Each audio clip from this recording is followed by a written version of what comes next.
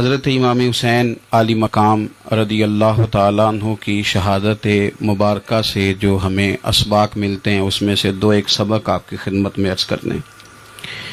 پہلے تو یہ یاد رکھ لیں کہ اللہ تعالیٰ نے اپنے محبوب کریم علیہ السلام کی زبان سے ہمیں یہ پیغام دیا ہے کہ تم مجھے یہ کہو کہ اے اللہ، ہماری نماز، ہماری قربانیاں، ہمارا جینا اور ہمارا مرنا یہ سب اس رب کے لیے ہے جو تمام جہانوں کو پالنے والا ہے۔ قل ان صلاتی و نسکی و محیای و مماتی للہ رب العالمین۔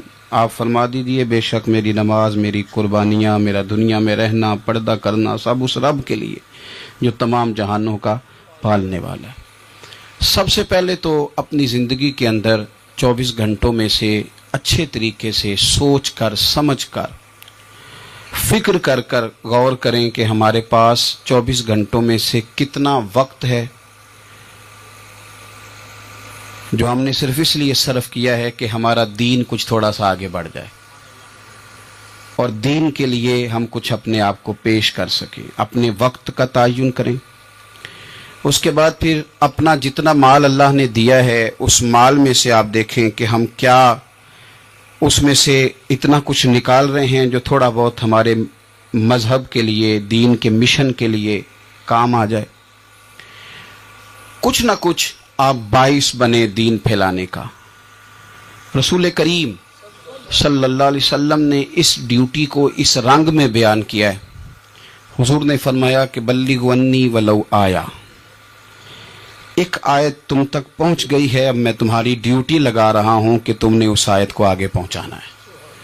صحابہ اگر ابلاغ دین نہ کرتے، تبلیغ نہ کرتے، اپنے پاس چیزیں رکھتے تو ہم تک دین پہنچتا نہ۔ انہوں نے بڑی ذمہ داری کے ساتھ، روایت حدیث کا معاملہ ہو یا حفظ دین کا، بڑی ذمہ داری کے ساتھ پھر ہمارے محدثین نے محنت کی اور کتابیں جمع کر کے ترتیب دے کے ہم تک پہنچائیں۔ ہماری یہ ذمہ داری ہے کہ ہم خیر کی بات آگے پہنچائیں، خیر کی بات۔ ہمیں بڑی مثالیں آتی ہیں، بڑی ساری چیزیں ہمارے پاس ہوتی ہیں، بڑا کچھ ہم کہہ سکتے ہیں، بڑی ہمیں کہانیاں یاد ہوتی ہیں، تو یہ تو ہمیں الجھا دے گا یہ سارا معاملہ۔ کیا یہ اچھا ہو کہ ہم جمعے والے دن اپنے خطیب صاحب سے جو حدیث سنتے ہیں اسے اچھے طریقے سے ذہن میں بٹھائیں اور پھر پورا ہفتہ گھر کے اندر، بازار کے اندر، گلی کے اندر، دوستوں میں، بچوں میں جب بھی بیٹھیں تو اپنی بات مدینے والے رسول کی بات سے شروع کریں، اور آپ کو ذائقہ اتنا ملے گا کہ کسی نے حضرت ابو ہریرہ رضی اللہ تعالیٰ عنہ سے پوچھا تھا کہ آپ کو کیا شہد لگا ہوا ہے کہ ہر وقت لوگ آپ کے گرد بیٹھے رہتے ہیں، ہر وقت مجمع ہی رہتا ہے؟ کچھ لوگ ہوتے ہیں نا جی، وہ بیٹھ جائیں تو محفل ہو جاتی ہے، چلنے لگیں تو جلوس ہو جاتا ہے۔ کچھ لوگ ہوتے ہیں، تو کہا حضرت آپ کون سا شہد ہے؟ تو حضرت ابو ہریرہ فرمانے لگے شہد میاں کوئی بھی نہیں، میں نہ کسی کو اپنی بتاتا ہوں، نہ باپ دادا کی بتاتا ہوں، نہ برادری قبیلے کی بتاتا ہوں، میں تو جس کو بھی بتاتا ہوں محمد عربی کی بات ہی بتاتا ہوں۔ تو بس یہ آپ سمجھ لیں کہ میری بات بن گئی ہے تیری بات کرتے کرتے۔ تو ایک یہ بات آپ نے ذہن میں رکھنی۔ دوسرا پیغام میرا آپ کے لیے یہ ہے آج کی اس خوبصورت بزم میں کہ دین اور دیندار لوگ ایک نیکی کریں کہ وہ لوگوں کے دلوں میں اگر دین کی محبت نہیں بھر سکتے تو کم از کم نفرت تو نہ بھریں۔ اب تو یقین کریں کہ تکلیف روز بروز بڑھتی چلی جا رہی ہے۔ یوں لگتا ہے کہ دین دنیا میں صرف بحث کرنے کے لیے آیا، لڑائیاں ہی لڑائیاں، مناظرے ہی مناظرے، بحث ہی بحث۔ کیا شکل دکھا رہے ہیں ہم لوگوں کو مذہب کی کہ اس میں صرف بحث ہے، لڑائی ہے۔ نبی پاک صلی اللہ تعالی علیہ وسلم کم ناراض ہوتے تھے، لیکن مسلم شریف میں حدیث ہے، کچھ لوگوں نے شکایت لگائی کہ یا رسول اللہ صلی اللہ علیہ وسلم ہماری مسجد کا امام لمبی نماز پڑھاتا ہے۔ کوئی اتنا قابل تعزیر جرم تو نہیں تھا، نماز لمبی پڑھاتا ہے۔ تو مسلم شریف میں ہے کہ اللہ کے محبوب صلی اللہ تعالی علیہ وسلم غضبناک ہوئے، اور لفظ کیا ہے؟ حضور فرمانے لگے میں لوگوں کو دین کے قریب کرتا ہوں، تو دور کرتا ہے۔ فرمایا خود پڑھنی ہو تو جتنی مرضی لمبی پڑھنا، لیکن لوگوں کو مختصر نماز پڑھا تاکہ وہ دین کے قریب آئیں۔ حضور مفتی اعظم عالم اسلام شہزادہ اعلیٰ حضرت شیخ مصطفیٰ رضا خان صاحب رحمۃ اللہ علیہ، ہمارے دادا مرشد، آپ کے خلاف کچھ لوگوں نے کتاب لکھی اور بریلی شریف کے عرس میں وہ کتاب بانٹی گئی۔ 24 صفر کو علماء کی وہاں میٹنگ ہوتی ہے اور ہزاروں علماء اس میں راسخ العلم لوگ وہاں موجود ہوتے ہیں، راسخ العقیدہ۔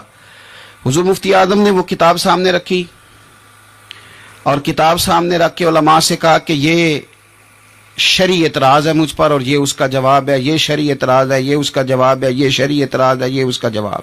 جو شرعی اعتراض تھے ان کے جوابات دے دیے۔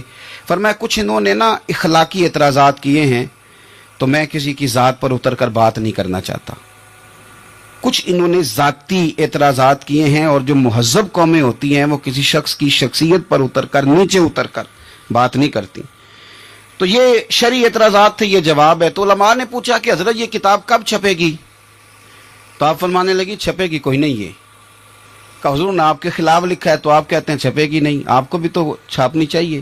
تو آپ فرمانے لگے یار جی انہوں نے لکھا ہے تو کچھ بندے نا اس کتاب کی وجہ سے مجھ سے کٹ کے ان سے جڑ گئے ہیں،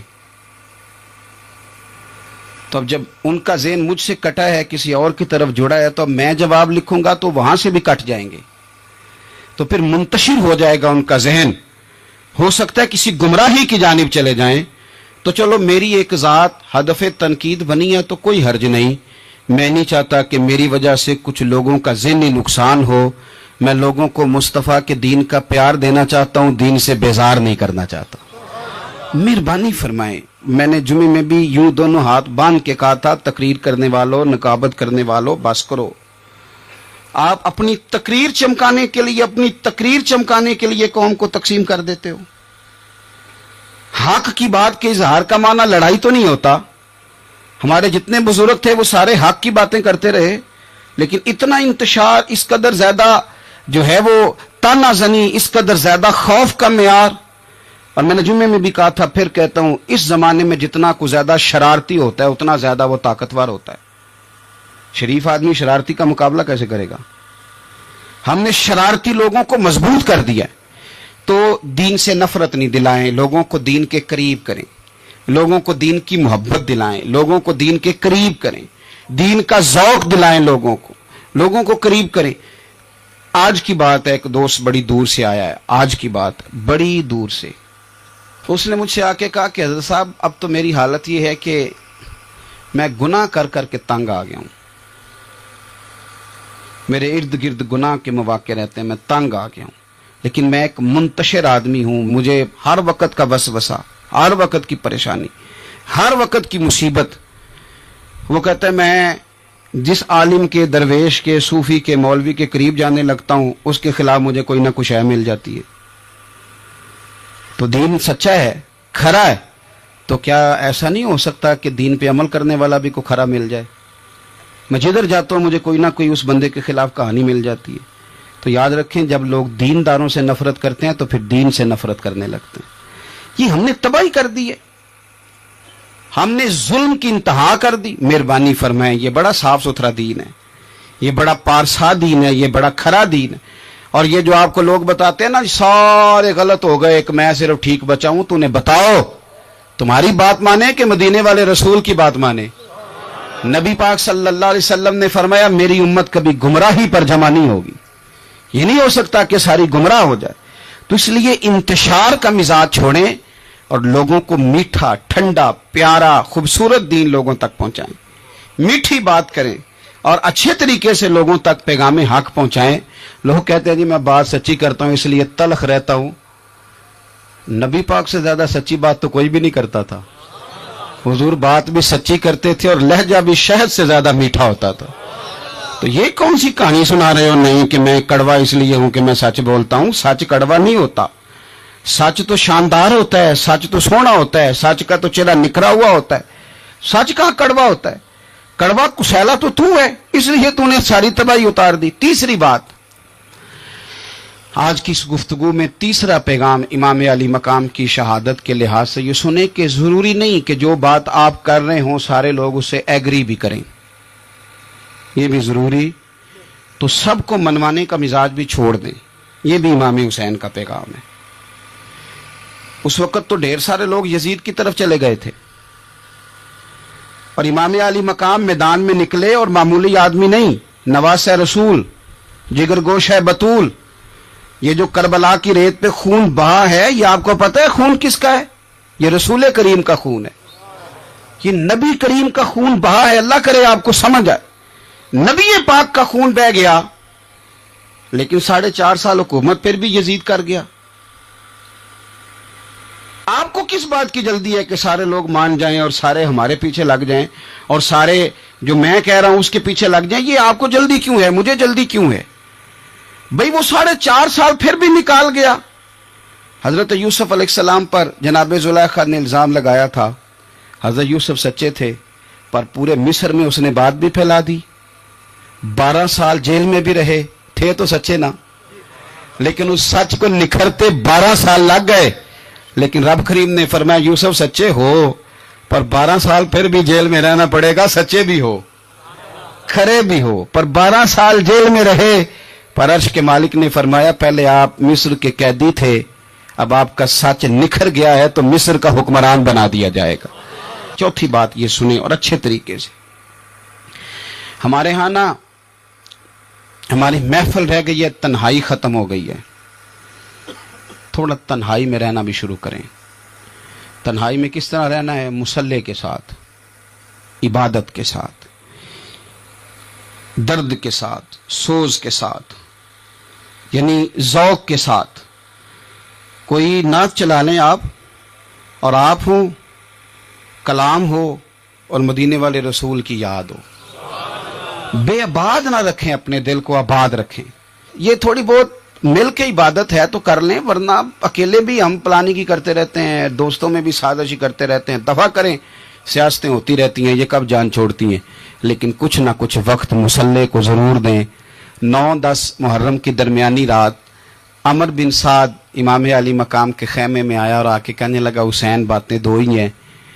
اب یزید اور عبید اللہ ابن زیاد اور دیگر کوئی اور بات سننے کو تیار نہیں ہوتے. 2 ہی باتیں ہیں، یا آپ کو بیعت کرنی ہے یا جنگ کرنی ہے. تو امام علی مقام فرمانے لگے کہ مجھے 1 رات کی مہلت دے دو. 1 رات کی مہلت، سویرے بتاؤں گا کیا کرنا ہے. 9-10 کی درمیانی رات عمر بن سعد نے کہا ٹھیک ہے میں سویرے آ جاؤں گا. تو عمر بن سعد خیمے سے باہر نکلا تو حضرت عباس بن علی، حضرت عباس رضی اللہ تعالیٰ عنہ حاضر بارگاہ ہوئے تو امام علی مقام سے عرض کرنے لگے بھائی جان مجھے پتہ ہے سویرے آپ نے کیا فیصلہ کرنا ہے، اور آپ کو بھی پتہ ہے سویرے کیا فیصلہ کرنا ہے. تو یہ بد باطن قسم کے لوگ ہیں، یہ سوچیں گے پتہ نہیں حسین کمزور پڑ گیا. تو ابھی بتانا تھا کہ ہم نے بیعت نہیں کرنی. آپ نے رات مہلت کیوں مانگی؟ یہ پتہ نہیں رات کیا کیا بدگمانیاں سوچیں گے. فیصلہ تو سویرے بھی وہی ہونا ہے اور اب بھی وہی ہونا ہے کہ ہم یزید کی بیعت کرنے کو تیار نہیں ہیں. تو آپ یہ بھی بات کر دیتے. تو امام حسین فرمانے لگے عباس تیرا کیا خیال ہے؟ میں نے سوچنے کے لیے ٹائم لیا ہے. تیرا کیا خیال ہے کہ میں نے کوئی نئے راہ تلاش کرنی ہے؟ کوئی مجھے اور کسی فوج کے پہنچ جانے کی امید ہے؟ کہا نہیں، مجھے کچھ بھی نہیں کرنا، نہ کچھ سوچنا ہے. فیصلہ بھی وہی ہے جس کا تجھے پتہ ہے. لیکن بھائی یہ آخری رات بچی ہے، کل حسین دنیا سے جائے گا. آخری رات بچی ہے، دل کرتا ہے کہ آج کی رات نہ میں رج رج کے اپنے رب کو سجدے کروں، میں جی بھر کے اس کی عبادت کروں. یہ پیشانی اس کے حضور ناز جھکے. او یار حسین ابن علی تو ایک رات باقاعدہ بچائیں کہ میں نے اللہ کے حضور حاضری دینی ہے اور تو ساری راتیں ضائع کر دیتا ہے. تو تنہائی میں کچھ نہ کچھ عبادت کریں. میں اللہ کے حضور دعا کرتا ہوں کہ اللہ تعالیٰ میدان کربلا کی ہواؤں کا صدقہ، اللہ تعالیٰ حسین ابن علی کے خون کا صدقہ ہماری زندگی پردہ پوشی والی کرے اور موت ایمان والی کرے. اور اللہ تعالیٰ ہمیں ہر فتنے سے محفوظ رکھے اور ہماری اولادوں کو بھی حضور کی اولاد کا وفادار رکھے. آخر دعوانا الحمدللہ.